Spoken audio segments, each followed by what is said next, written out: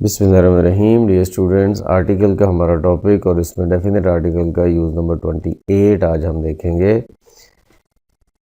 जिसमें proper nouns के हवाले से बात होगी। प्रॉपर नाउन्स के बारे में एक जनरल बात हम कर चुके हैं कि प्रॉपर नाउन के साथ कोई आर्टिकल यूज़ नहीं होता, लेकिन कुछ ऐसे प्रॉपर नाउन्स हैं, एक्सेप्शंस हैं कि जिनके साथ हम द आर्टिकल लाजमी यूज़ करते हैं।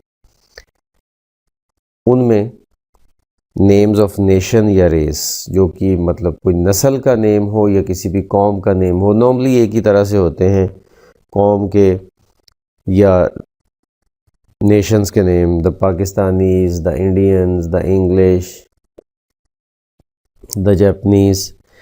अब नॉर्मली द जापनीज़ जो है वो एक नस्ल है, ठीक है। द जापनीज़ एक नस्ल है और दूसरी साइड पे एक नेशन भी है।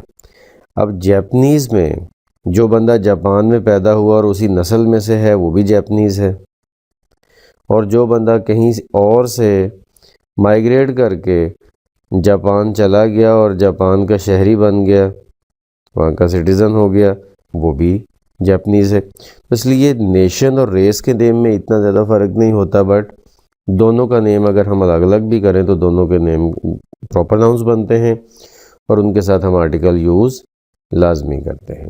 That's it for today. अल्लाह हाफिज़।